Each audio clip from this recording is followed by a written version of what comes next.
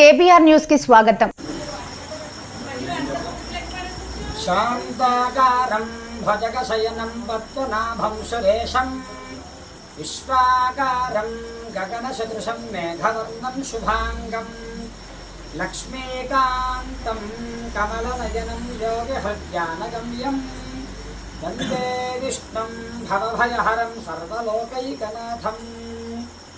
శ్రీ శ్రీ శ్రీ అష్టలక్ష్మీ సమేత లక్ష్మీనారాయణ స్వామినే నమః.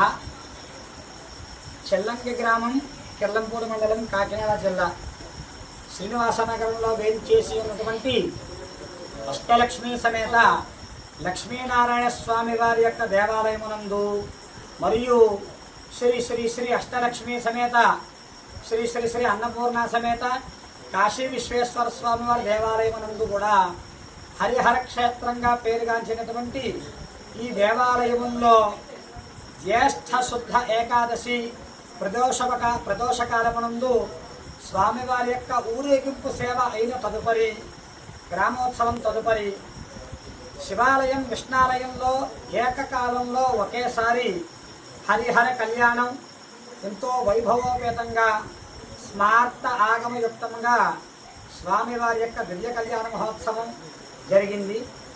ఈ యొక్క కళ్యాణ మహోత్సవానికి చెల్లంగి గ్రామము, కిర్లంపూడి గ్రామము, అలాగే జగపతి నగరము, వేలంక, గెదనాపల్లి తదితర ప్రాంతముల నుంచి, రాజమండ్రి నుంచి అనేక మంది భక్తులు ఈ హరిహర కళ్యాణం ఒకేసారి చూడవచ్చుననేటువంటి ఉద్దేశ్యంతో ఈ మహత్తరమైన రోజున విచ్చేసి స్వామివారి యొక్క కళ్యాణాన్ని వీక్షించి స్వామివారి యొక్క తీర్థప్రసాదాలు తలంబ్రాలక్షతలో కూడా పట్టుకుని వెళ్ళారు.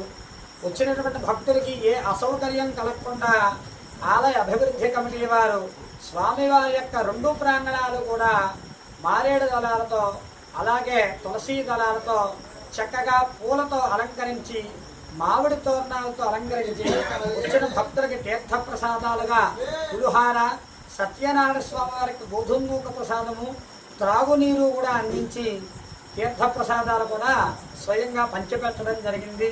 స్వామివారి యొక్క కృపతో వచ్చినటువంటి భక్తులందరి కోరికలు తీరడం చేత అనేక మంది భక్తులు ఈ హరిహర కళ్యాణాన్ని చూడడానికి ఎక్కడెక్కడి నుంచో రావడం జరిగింది. స్వామివారి అనుగ్రహం చేత ఈ కళ్యాణ మహోత్సవం కూడా చాలా నిర్విఘ్నంగా జరగడం జరిగింది. సత్యనారాయణం దేవం వందే హంకారం